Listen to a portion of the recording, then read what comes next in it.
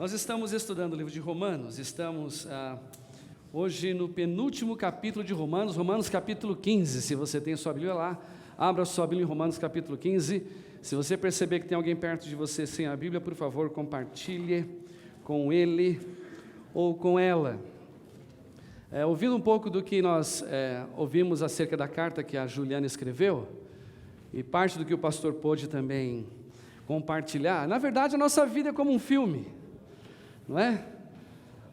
Nós estamos escrevendo esse filme, o próprio Deus permite e pede para nós que Ele possa participar escrevendo o filme da nossa vida junto, mas vida é vida, vida além de escrita tem que ser vivida, e Paulo nos mostra que o Evangelho também não é diferente. O Evangelho é como se fosse um filme, ele é interessante, importante quando você conhece ele escrito, assim como você tem acesso ao script de um filme, mas ele é muito mais empolgante quando esse Evangelho escrito é vivido, como num filme.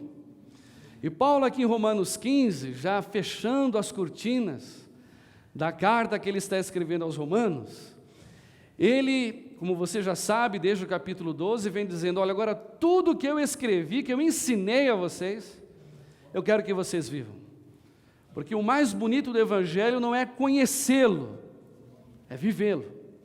Por isso, Romanos 15, olha comigo alguns versículos, eu vou ler para a gente usá-los como base. Romanos 15, a partir do versículo 15, diz assim, meus irmãos, em parte vos escrevi, script, mais ousadamente, como para vos trazer outra vez isto à memória, pela graça que por Deus me fora dada, que eu seja ministro de Jesus Cristo entre os gentios, ministrando o Evangelho de Deus. Perceba quantas vezes ele vai repetir essa palavra Evangelho, para que seja agradável a oferta dos gentios, santificada pelo Espírito Santo, de sorte que tenho glória em Jesus Cristo nas coisas que pertencem a Deus, porque eu não ousaria dizer coisa alguma que Cristo por mim não tenha feito para a obediência dos gentios por palavras e por obras. Evangelho não consiste apenas em palavras, mas também em obras. Em outro texto ele diz que é a demonstração do poder de Deus. O Evangelho tem que ser vivido.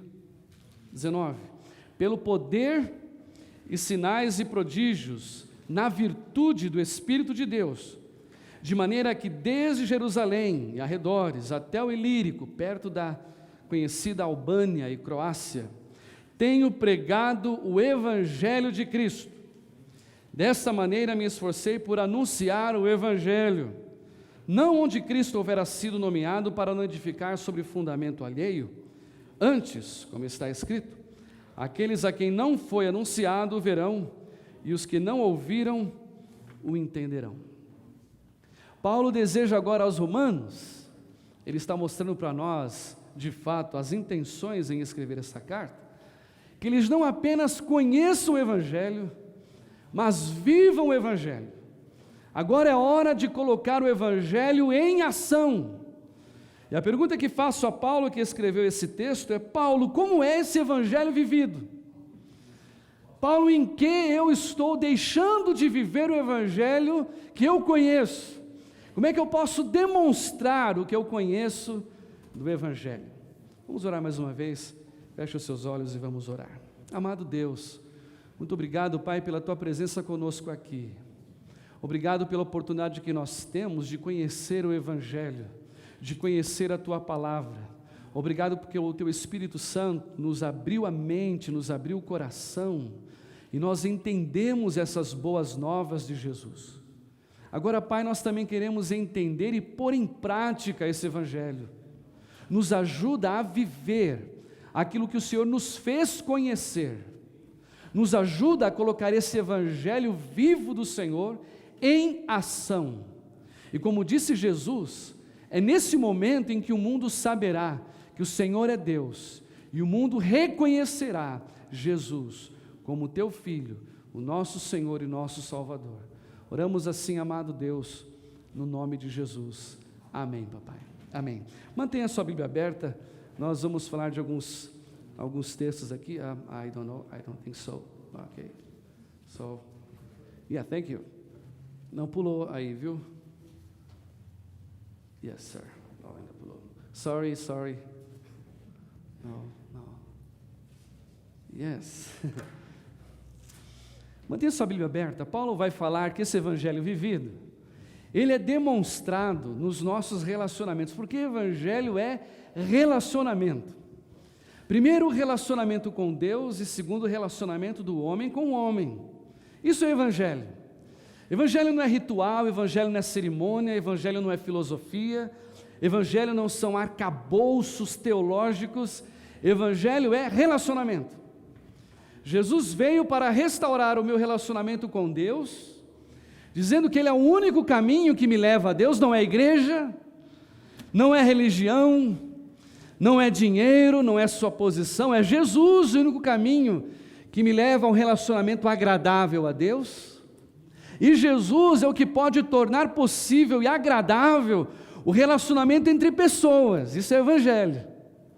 E agora Paulo vai enfatizar como esse evangelho entre nós deve ser vivido. Em primeiro lugar, versículos de 1 a 6, ele vai dizer, olha, quer viver evangelho? A forma de viver evangelho é agradando uns aos outros. Acompanhem comigo o que diz os versículos aqui, em Romanos 15, a partir do versículo 1, diz assim: nós que somos fortes devemos suportar as fraquezas dos fracos e não agradar a nós mesmos.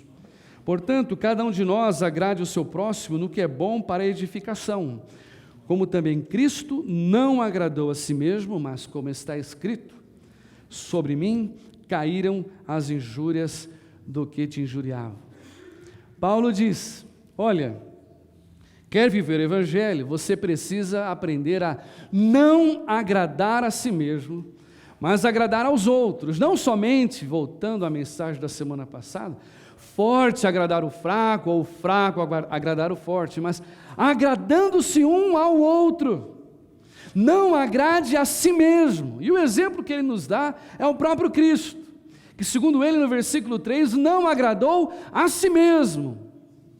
Pastor, que evangelho estranho, porque quer dizer então que a gente tem que ser masoquista, que a gente não pode em momento algum se preocupar com o nosso bem-estar. Quer dizer, eu não posso viajar para o México, eu não posso trabalhar de aeromoça, eu não posso viajar para Toronto, eu não posso fazer aquilo que eu gosto, senão eu não estou vivendo o evangelho. Eu tenho que viver aquilo que ele gosta, ela gosta. É isso, pastor, porque Jesus, quando ele diz que Jesus não agradou a si mesmo, será que Jesus não fez nada em benefício próprio? Será que Jesus em nenhum momento pensou nele?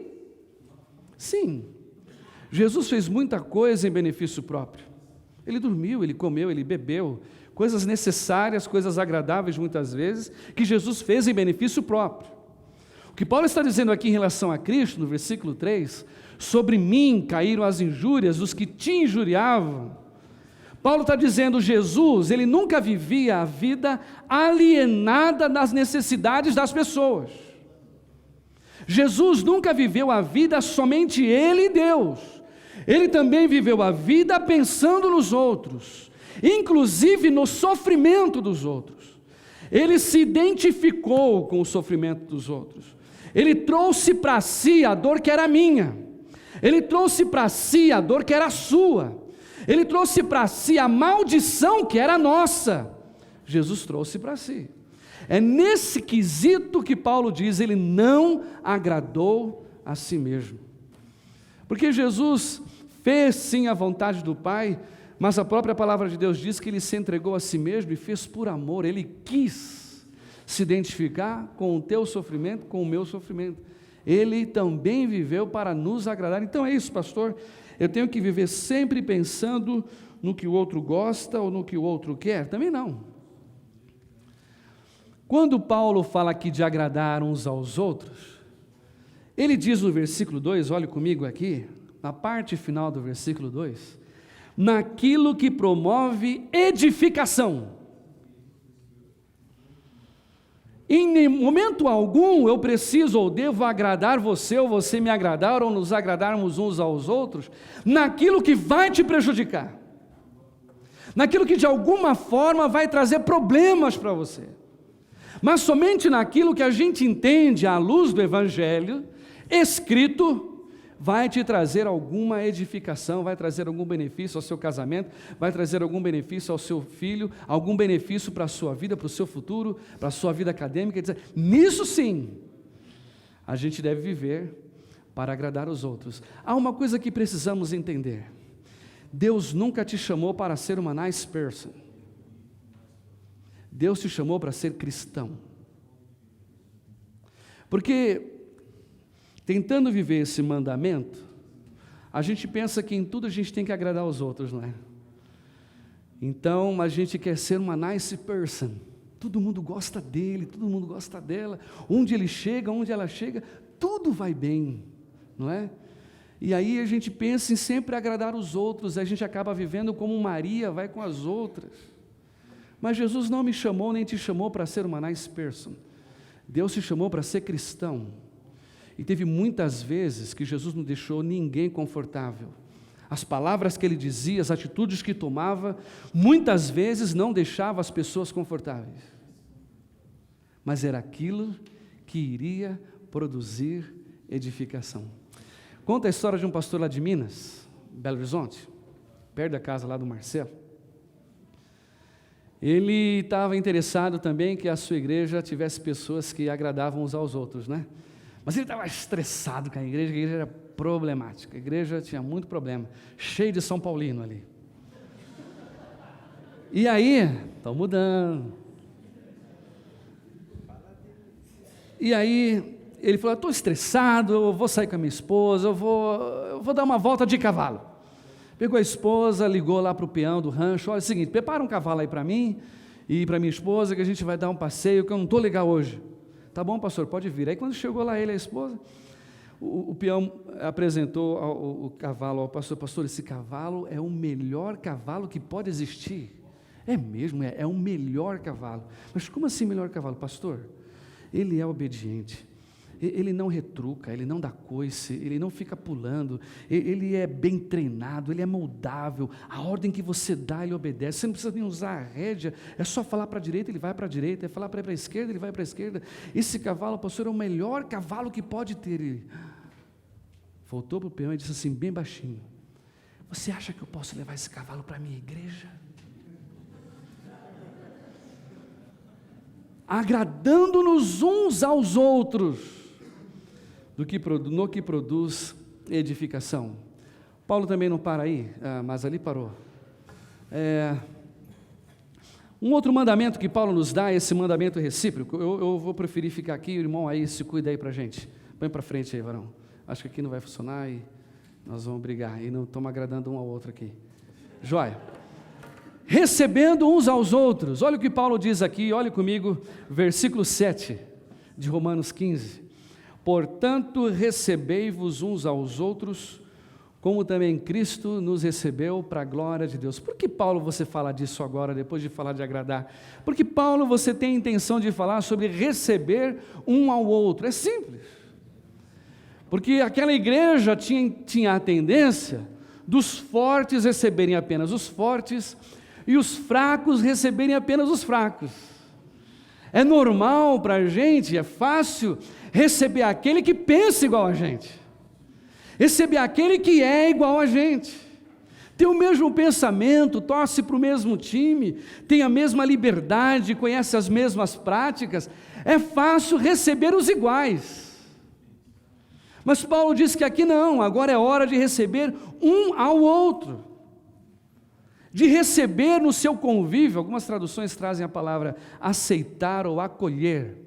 É muito fácil a gente acolher ou aceitar ou receber aquele que nos é igual, aquele que nos é parecido. Houve a história de um italiano, que ele estava ouvindo essa mensagem sobre receber uns aos outros. Ele ouviu essa mensagem e falou assim: puxa, eu preciso falar com o pastor. Aí no final do culto ele foi falar com o pastor: pastor, eu estou em pecado. Você está em pecado? Estou em pecado. Por que você está em pecado? É que, pastor, eu sou italiano, você sabe disso, e desde aquele período eu recebi um refugiado da guerra, da Segunda Guerra na minha casa. Você recebeu? Eu recebi, pastor, escondido. É pecado? Não, não é pecado. Você recebeu um refugiado, ele estava precisando de abrigo. Mas é que desde aquela época, pastor, eu estou cobrando aluguel dele. Ah, irmão, isso é pecado, irmão. Ele está fugindo da guerra, você ainda vai cobrar o aluguel dele? É mesmo, né, pastor? Bom, falando nisso, você acha que eu tenho que avisar ele que a Segunda Guerra já acabou?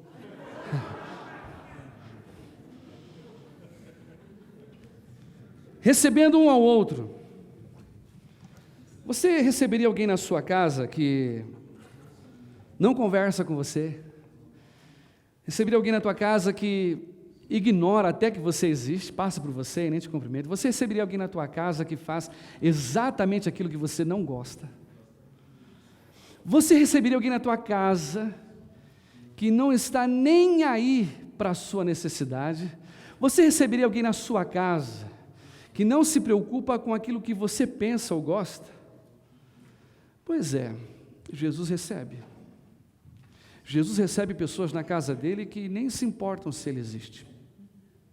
Jesus recebe pessoas na casa dele que fazem exatamente aquilo que é contrário ao que ele aprova. Jesus recebe. Por isso Paulo diz que nós temos que receber um ao outro como Cristo nos recebeu. Queridos, nós vivemos um mundo diferente. Nós vivemos um mundo em que as coisas mudaram. Nós vivemos naquilo que alguns chamam do mundo do descartável. Relacionamentos são descartáveis, pessoas são descartáveis. E o mundo do descartável é melhor porque evita esforço, não é? Depois de usar um copo, eu não preciso ficar tendo trabalho de limpar o copo. Aliás, o descartável traz para a gente mais higiene, porque depois de usar, é só jogar fora, é descartável, não precisa de mais nada. Jesus nunca pensou nisso, da lei do menor esforço ou da lei do descartável. Para Jesus ninguém é descartável. E Jesus não mediu esforços para alcançar pessoas. Ele tocou em pessoas que eram intocáveis, leprosos. Ele foi e tocou no leproso. Ele deixou-se tocar por uma mulher que estava considerada pela lei imunda. Ela estava com hemorragia. Ela tocou em Jesus. Jesus deixou-se tocar. Jesus comeu e bebeu com pecadores, com publicanos. Jesus teve conversa e se relacionou com mulheres que eram marginalizadas pela sociedade, prostitutas. Jesus se relacionou, inclusive conversou e teve tempo e gastou tempo com ela, com também uma pessoa que era adúltera. Jesus não tem problema em medir esforços para tocar em ninguém. Hoje o que as pessoas precisam é de aceitação, serem aceitas. E Paulo está dizendo que a igreja não é um espaleire, onde só entra mulher, onde só entram iguais. Igreja é uma família. A igreja tem de entender e viver o evangelho que aceita, o evangelho que inclui, o evangelho que recebe, porque Jesus nos acolheu em Cristo, nos acolheu para a glória de Deus. Agora uma questão, não confunda a aceitação com a aprovação. A essa mesma mulher que foi pega em adultério, Jesus a aceitou. E depois de dizer aquela famosa frase, quem nunca tiver pecado, atira a primeira pedra, e todos saíram, ele voltou-se para a mulher e disse assim: mulher, onde estão os teus acusadores? Ninguém te condena? Também não eu. E aí ele continua: mas vai e não peques mais. Jesus te aceita e me aceita como eu sou, como você é, e ele ensina que o evangelho, ensina que as pessoas que vivem o evangelho, que estão na igreja, aceitam as pessoas como elas são, mas por causa do amor dele, ele não nos deixa como nós somos, ele decide trabalhar em nossas vidas. Olha o que diz agora o terceiro mandamento, não sei se a gente tem aí, varão. Precisa diminuir o salário deles, pastor, eu não sei. Admoestando uns aos outros. Olha o versículo 14. Eu próprio, meus irmãos, versículo 14, certo estou a respeito de vocês, que vocês mesmos estão cheios de bondade, cheios de todo conhecimento, podendo admoestar-vos uns aos outros. Paulo, além de nos ensinar a viver o evangelho agradando uns aos outros e recebendo uns aos outros, Paulo também diz: vocês devem admoestar uns aos outros. Admoestar não é colocar o dedo na cara e dizer assim: você está errado, você é ruim mesmo, você é laranja podre, você é aquele que vai levedar a massa. Admoestar não é apagar o pavio que fumega. Admoestar não é esmiuçar a cana que já está trilhada. Admoestar, o sentido dessa palavrinha, é você encorajar, é avisar a pessoa do seu erro, objetivando algo melhor, objetivando uma mudança para melhor. E a mudança que exige nesse processo de admoestação, como dizem essas imagens aqui, é tornar as pessoas parecidas, mas não umas com as outras. Não é para sermos iguais uns aos outros, mas tornar a pessoa mais parecida com Jesus. O nosso propósito, quando vimos a igreja aqui, não é dizer palavras confortáveis, não é falar palavras que agradam o teu ego, não é apenas inflamar o teu ego e deixar você confortável nesse banco. O nosso propósito é estar aqui na igreja, ouvir a palavra de Deus, para estar mais parecido com Jesus. E nesse processo a gente não mede esforço para pregar o que a palavra diz, porque toda escritura divinamente inspirada é proveitosa para redarguir, instruir, admoestar em justiça, a palavra de Deus. Tanto que a primeira mensagem que Jesus, aquele que aceitou todos, pregou, registrado nas escrituras foi: arrependei-vos, porque é chegado o reino dos céus. Primeira mensagem de Jesus. Não foi uma mensagem confortável, era uma mensagem: vocês precisam se arrepender, mudem de vida, mudem de atitude. Deus te ama do jeito que você é, mas não se contente em deixar do jeito que você está. Por isso, ele falou sobre arrependimento. Peça perdão, mude de atitude, mude a sua forma de pensar, mude o seu palavreado, deixe a mentira. Aquele que rouba, não roube mais. Aquele que engana, não engane. Aquele que profere mentira, não minta. Deixe a fofoca, deixe o mexerico. Porque a intenção nessa admoestação é tornar eu e você parecidos com Jesus.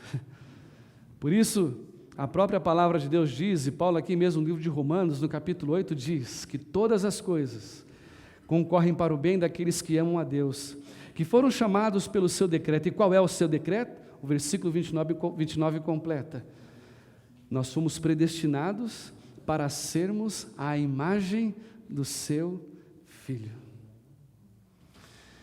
Quando as pessoas olham para você, elas veem quem? Elas veem você mesmo ou já conseguem definir, identificar os traços de Jesus na sua vida? Quem é que elas estão vendo? Quem é que você vê quando você se olha no espelho? É Jesus ou é você mesmo? Um casamento é abençoado quando o marido e a mulher decidem viver como Jesus. Uma família é abençoada quando os filhos decidem respeitar os pais como Jesus respeitou os seus pais. Uma igreja é abençoada quando essa igreja luta, admoestando um ao outro. Querido, esses mandamentos, também chamados recíprocos, são muito bem práticos e vividos quando você fala de grupo pequeno, porque ali a gente está mais perto um do outro e pode advertir um ao outro: olha, pastor, você está errado. Pastor também erra, inclusive pastor Jaime já errou no time. Você sabe que o livro de Reis nas Escrituras, 1º e 2º Reis, e também Crônicas, mas mais os dois primeiros livros, 1º e 2º Reis, falam da história dos reis, mas os principais personagens não eram os reis, eram os profetas. Aqueles que tinham coragem de receber uma palavra de Deus e ir até o rei para admoestá-lo. Rei, o senhor está errado. Como essa igreja é abençoada quando você, meu irmão, você, minha irmã, decide também por esse processo em chegar à própria liderança da igreja. Inclui-nos a nós pastores: pastor, eu acho que está errado nisso. Porque os reis precisam de profetas, os pastores precisam de gente que ama, admoestando. Por isso Paulo, quando fala sobre admoestar, no versículo 14, ele dá uma prerrogativa. Ele diz assim: cheios de bondade e cheios de conhecimento. O processo da admoestação, ele funciona bem quando você coloca o seu coração e a sua mente envolvida nesse processo, cheio de bondade, cheio de conhecimento. A admoestação que você tem que dar ao seu irmão, à sua irmã, o evangelho vivido, o evangelho em ação, ele é baseado no sentimento que você tem por ele. Irmão, eu te amo de verdade. Irmão, não abro mão de você. Eu não abro mão da nossa amizade, não abro mão do tempo que a gente investiu junto, mas eu preciso te falar algo. Em amor, fala algo para ele. E olha, o que eu vou falar não é baseado no meu achômetro, não é baseado no que eu aprendi da minha família, é baseado no conhecimento da palavra. Por isso eu digo para você: olha, está errado, mude aqui, muda lá. Pastor, está errado, pastor Alexandre. Olha, a Bíblia diz isso, acho que temos que voltar para cá. Cheios de bondade e cheios de conhecimento. Paulo já está encerrando esse processo de falar sobre o evangelho vivido, e agora de uma forma implícita, não explícita no texto, Paulo também vai ensinar que o evangelho vivido é aquele evangelho em que nós socorremos uns aos outros. Olha o que diz aqui, versículo 24 em diante: quando eu partir para a Espanha, então irei ter convosco, porque espero que de passagem eu vos veja, que para lá seja encaminhado por vocês. Paulo queria passar por Roma para receber uma oferta de Roma e seguir viagem até a Espanha. Por isso ele escreveu o livro de Romanos. Depois de ter gozado um pouco da vossa companhia, não era só dinheiro, óbvio, como um bom missionário precisava de conforto, da comunhão daqueles irmãos. 25.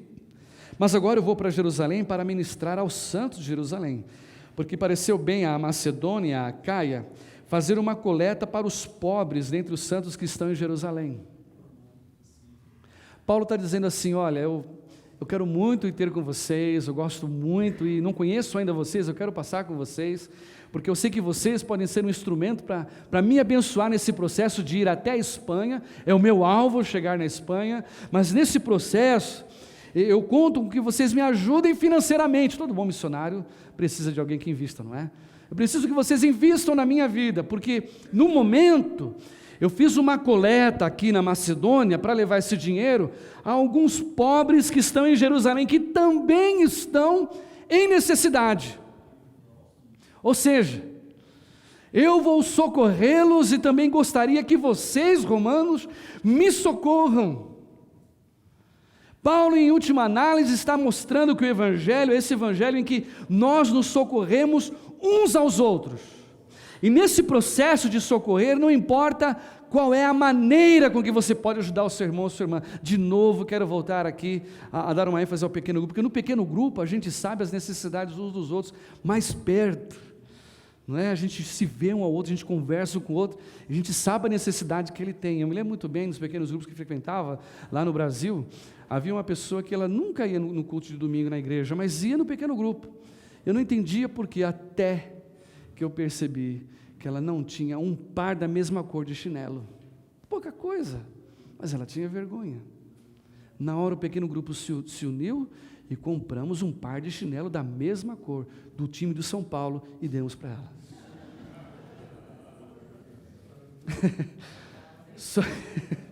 Socorrendo um ao outro, ela ficou muito feliz, você sabe disso, né? Não somente nessas questões financeiras, gente que vai para o hospital, gente que está doente, gente que precisa da ajuda, gente que precisa de uma palavra, socorrer um ao outro. E interessante que nessa questão financeira, o que Paulo deixa para nós aqui, baseado no versículo 27, que eu não li, é que esse processo é muito mais fácil para aquele que tem essas duas virtudes, generosidade e desprendimento. Porque ele ajuda com generosidade, ele abre o coração mesmo e ajuda. O que você está precisando? Olha, eu não tenho, quanto que é? $100 eu tenho, está aqui. Quanto que é? $1.000 o pastor Jaime tem. Quanto que é? $15.000 o pastor Pedro tem. Não é? Eu nem vou falar dos presbíteros, que aí é uma cifra muito alta. Generosidade. Ele não é comedido, ele ajuda, esbanja. E desprendimento. E olha, meu irmão, eu não sei como é que você se porta em relação ao dízimos e ofertas, mas tem muita gente que se converteu, né, levantou a mão para Jesus, entregou a Ele sua mente, entregou a Ele seu coração, mas pôs um cadeado no bolso. Jesus, eu me converti, eu sou todo seu, menos as minhas finanças. A Bíblia diz que Jesus não te comprou com preço de ouro ou de prata, se fosse necessário Ele faria. Ele te comprou com preço de sangue, para Ele você é priceless. Não tem preço. Por isso que Jesus diversas vezes ensina nos mandamentos que você e eu, nós não podemos servir a Deus e a Mamon. Não dá para servir ao mesmo tempo a Deus e às riquezas, ao dinheiro. O dinheiro, ele é um bom servo, mas é um péssimo mestre. Quando você vira refém do dinheiro, você é um escravo dele. Quando Jesus fala mais bem-aventurada coisa é dar do que receber, está estimulando exatamente esse desprendimento, essa generosidade. Jesus, quando fala e responde à pergunta de um fariseu a respeito do maior dos mandamentos, Jesus nos ensina que a gente precisa adorar a Deus, amar as pessoas e usar as coisas, usar dinheiro para amar as pessoas e adorar a Deus. Mas muitos de nós invertemos essa situação. Ignora a Deus, ama o dinheiro e usa as pessoas. Socorrendo uns aos outros é parte integrante do evangelho que Paulo prega, do evangelho que Jesus prega. E por fim, olhe comigo, o texto também está implícito, não explícito, versículo 30. Paulo diz: rogo-vos, irmãos, por nosso Senhor Jesus Cristo e pelo amor do Espírito, que combatais comigo nas vossas orações. Paulo, ele precisava ir até a Espanha, mas precisava da ajuda deles. E Paulo está dizendo que a oração é parte integrante do Evangelho. Paulo mesmo mostra para nós, no capítulo 1, versículo 8 a 10, que os romanos estavam dentro das orações do apóstolo. Paulo orava por eles.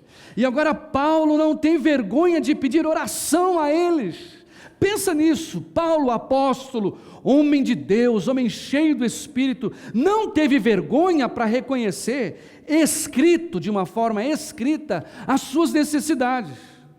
Não teve vergonha para dizer: olha, eu não sou um super-herói, eu não tenho a capa de super-homem, eu não sei jogar teia igual o Homem-Aranha, eu sou um homem igual a vocês e preciso de oração. E aí Paulo revela, a partir do versículo 31 e 32, quais são as suas necessidades. Passamos por uma luta muito grave em nossa família, mas a luta era muito grave, além de ser grave, era uma luta que nos trazia muito desconforto emocional. Era uma questão muito de orgulho da nossa família. E nós combatemos com aquela situação muito tempo só em casa, porque tínhamos vergonha de abrir o coração para falar para os outros: olha, estamos passando por essa luta, quando estava morando com os meus pais. Mas quando Deus nos quebrou meu pai, minha mãe, quebrou a mim, quebrou meus irmãos, a gente entendeu: não, peraí, a gente não é super-herói, a gente precisa da ajuda dos outros. E abrimos o nosso coração e a igreja passou a orar, tudo mudou. Porque eles perceberam que nós éramos iguais, é gente como a gente que passa pela mesma luta e precisa de ajuda. Paulo não teve medo de dizer: eu preciso de oração. Quer orar por alguém? Ore por mim, eu preciso de oração. Paulo revela para nós que a oração é tão importante. No capítulo 8, ele revela que a oração é tão importante que até a Trindade está envolvida. O Deus Pai esperando com que os seus filhos orem, o Espírito Santo orando e intercedendo por nós com gemidos inexprimíveis. E no final do capítulo 8, Paulo ainda diz: e Jesus que intercede por eles. A Trindade envolvida na oração. O livro de Daniel, capítulo 9, capítulo 10, Apocalipse, capítulo 5, Apocalipse, capítulo 8, nos mostra que a oração ela é tão interessante, tão importante no reino espiritual, que não somente a Trindade, Deus Pai, Deus Filho, Deus Espírito Santo, está envolvido na oração, mas também os seres espirituais estão envolvidos na oração.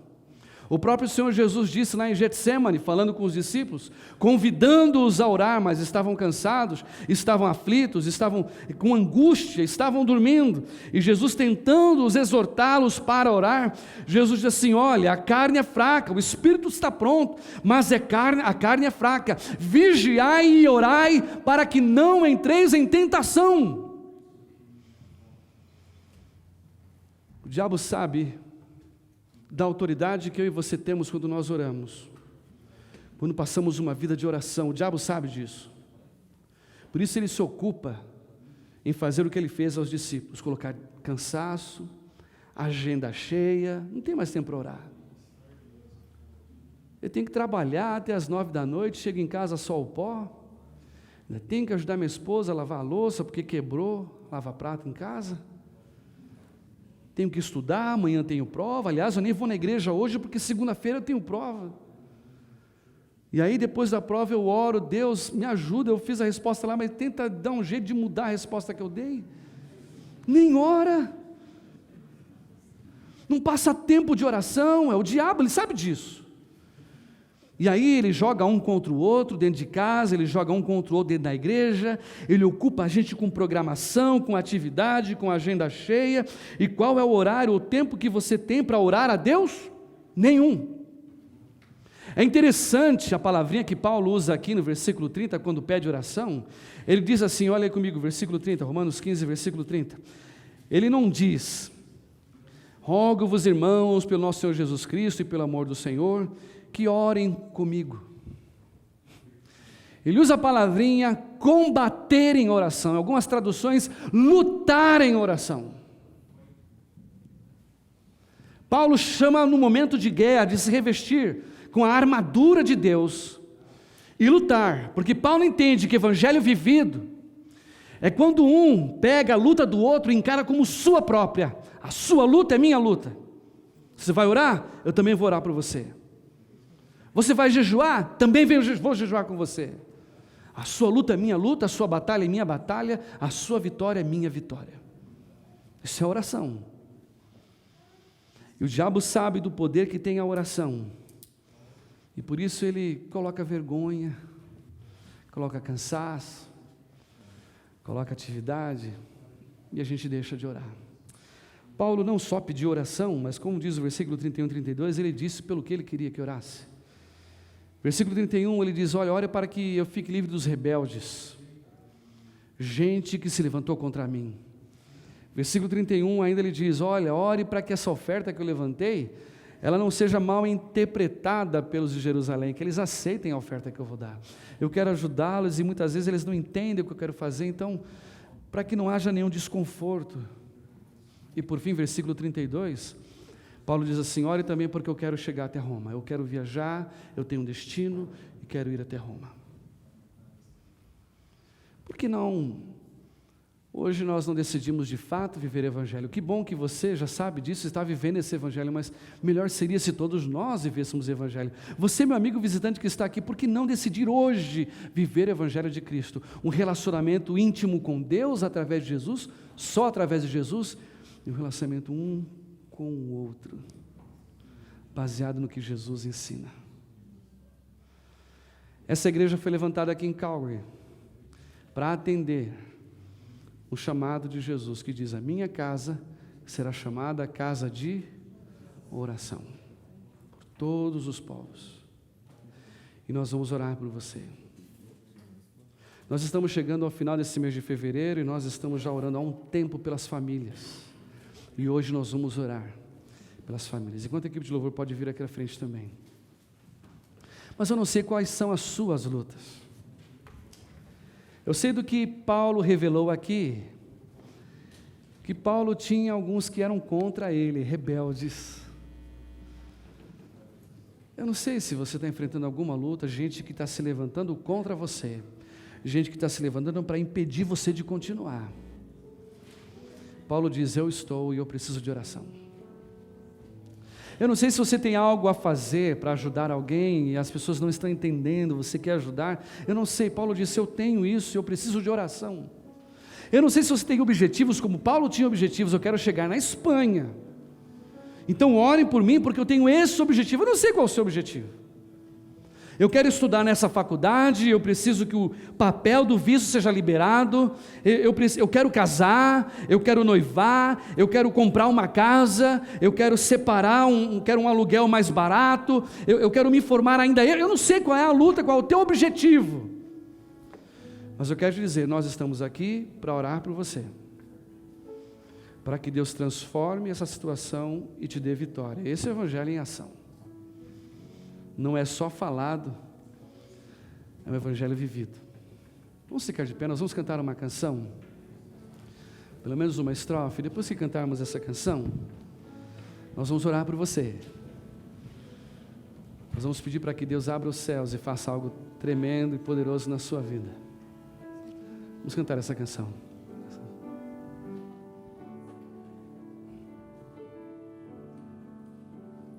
Quem é esse Rei da Glória que me abraça com amor e com falar suave surpreende o meu viver? Meu coração recorda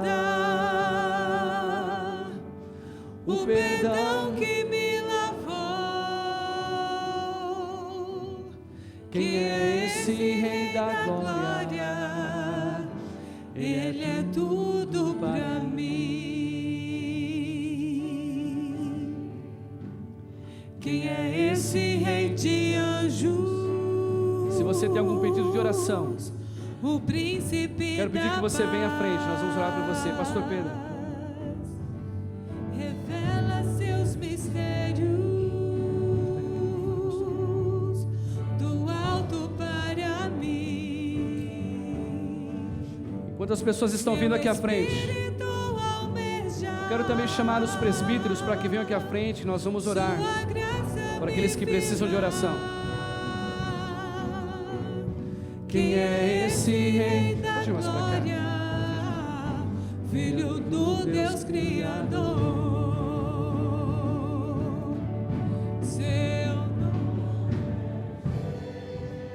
Pode vir aqui à frente, você que precisa de oração. Não tenha vergonha, não tenha medo, pode vir aqui.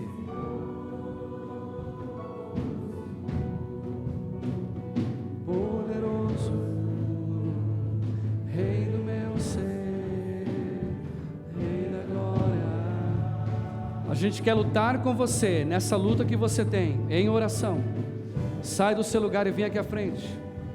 Está lutando contra a enfermidade, está lutando contra uma situação na tua família, no teu casamento, nas tuas finanças, não interessa a área, vem aqui à frente, vamos orar por você. Rei da glória. Pastor Pedro.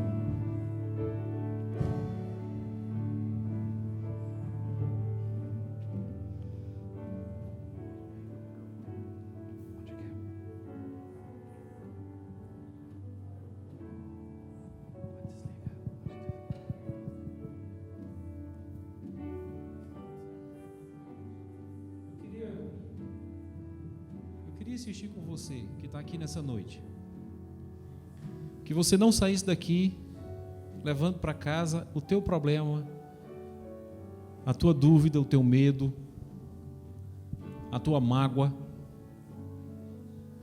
a tua decepção, às vezes com o outro, com você mesmo.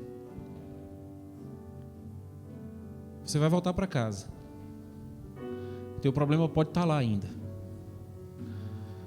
Mas eu queria que você saísse daqui compartilhando esse teu problema com o Senhor, Deus Todo-Poderoso, que pode intervir na tua vida. E, sabe, a grande maioria das vezes que eu enfrentei um problema, ou que eu enfrento um problema, O problema não é o problema sou eu. Às vezes o problema está em mim. E quando a gente toma a atitude de compartilhar esse problema com Deus e com os outros, como o pastor Alexandre pregou aqui, a gente muda, o nosso coração muda, a nossa atitude muda. E a solução, muitas vezes onde a gente jamais esperava que viesse, ela aparece. Porque o Senhor abre os nossos olhos e a gente consegue enxergar. Então eu queria insistir com você, que você não fosse para casa hoje, levando de volta esse problema sozinho. A palavra de Deus nos ensina que o maior problema que nós tínhamos para resolver na nossa vida era o problema da nossa eternidade. Aonde nós iríamos passar a nossa eternidade. Mas diz a palavra de Deus que Deus, olhando a nossa condição, interfere na nossa história, entra na nossa vida e coloca um basta nessa história de dúvida e de medo para todo aquele que aceita Jesus como Salvador. Talvez você chegou aqui nessa noite e você ainda não tenha Jesus como seu Salvador. Eu não queria que você saísse daqui hoje sem Jesus como a única resposta, como o único caminho que você e eu precisamos para entrar no céu. E se você chegou aqui nessa noite e ainda não tem Jesus como Salvador, eu te convido a entregar a tua vida a Ele hoje e compartilhar com Ele o teu problema eterno. Talvez você não tenha convicção e certeza se há ou não a eternidade, se existe ou não um céu ou um inferno, e que se você morrer hoje, para onde você vai? Mas eu quero te desafiar, porque essa palavra que nós lemos, que nós vivemos, que nós procuramos entender, que nós procuramos conhecer, nos ensina que o próprio Espírito de Deus é capaz de ensinar no nosso coração e testificar que nós somos filhos dele. E se você chegou aqui nessa noite e ainda não teve uma experiência pessoal com Jesus, eu quero te desafiar a fazer isso hoje, levantando uma mãozinha assim, e eu quero orar por você. É rápido. Se você quer entregar a tua vida para Jesus, o teu caminho, o teu destino, a tua eternidade para Ele, porque a Bíblia diz que todas as coisas vão passar nessa terra, tudo, eu vou passar, você vai passar, o mundo vai passar, por mais que a gente, na nossa juventude, ache que a gente vai viver para sempre, um dia nós iremos passar, o tempo dará conta daquilo que nós somos, mas a palavra de Deus ensina que aquele que faz a vontade de Deus permanece para sempre. E qual é a vontade de Deus? Que nós confiemos nele e que nós creiamos em Jesus Cristo, o seu Filho, que Ele enviou para morrer no nosso lugar. Você precisa de vida eterna? Entrega a tua vida para Jesus. Confessa a Ele como teu Senhor, como teu Salvador. E a palavra de Deus me ensina que eu serei salvo. Você tem certeza de vida eterna? Se você não tem, você pode sair daqui com essa certeza hoje. E esse certamente é o maior problema que o ser humano precisa resolver na vida. Aonde ele vai passar a sua eternidade. E se essa ainda é uma interrogação para você, que você não tem resposta, entrega a tua vida para Ele hoje. E saia daqui sem o peso dessa dúvida. Levante uma de suas mãos onde você está e eu vou orar por você. Você que quer entregar a tua vida para Jesus. Lá em cima na galeria, alguém? Só levanta a mão assim para mim, ó. Alguém aqui embaixo quer entregar a vida para Jesus? Não saia daqui sem fazer isso.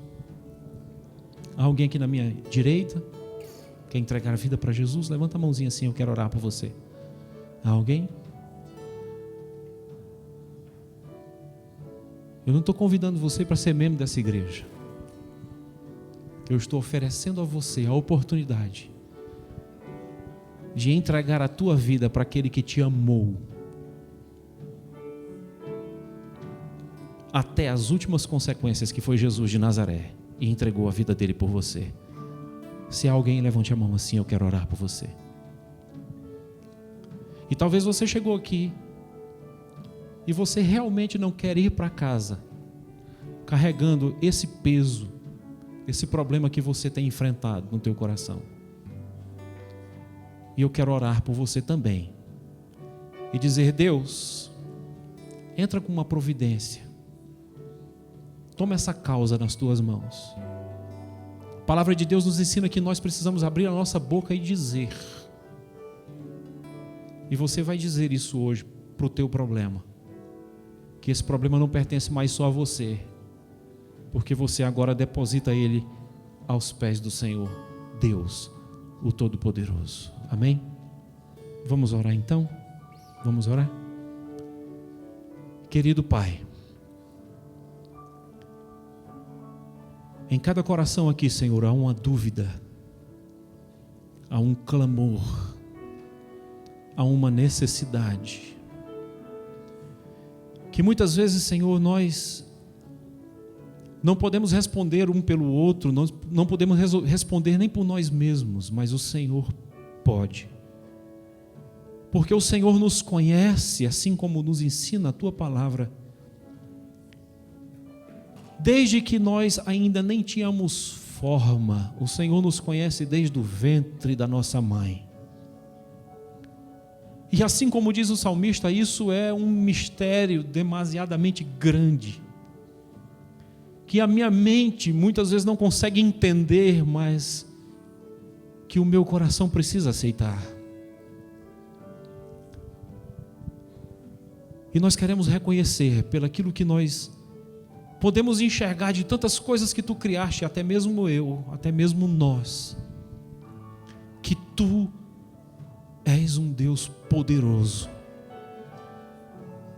e que o Senhor não está surdo, segundo a Tua palavra diz, para não ouvir as nossas orações, e o Teu braço não está encolhido, não está preso, para que não possa agir em nosso favor. A Tua palavra nos ensina que não há conhecimento de um Deus em toda a terra que trabalhe em favor daqueles que o amam. E é baseado nesta palavra que nós queremos depositar nos Teus pés cada uma das nossas necessidades, cada um dos nossos medos, das nossas lutas, das nossas fugas, das nossas dúvidas, dos nossos traumas, do nosso passado. Tudo, Pai, nós depositamos aos Teus pés, entregamos a Ti, confiamos ao Senhor e Te pedimos: Pai, toma conta. Coloca a Tua mão, Senhor, e vai acalmando o nosso coração, nos ajudando a confiar mais em Ti. Vai acalmando, Senhor, a nossa alma, vai acalmando, Senhor, as nossas emoções, nos ajuda a confiar em Ti, Senhor, em todos os momentos da nossa vida, Deus. Nas coisas maiores e nas coisas menores, nós entregamos a Ti e clamamos pelo poder do nome de Jesus. Faz, Senhor. Faz a Tua obra em nós. Em nome de Jesus. Amém e amém. Amém. Glória a Deus.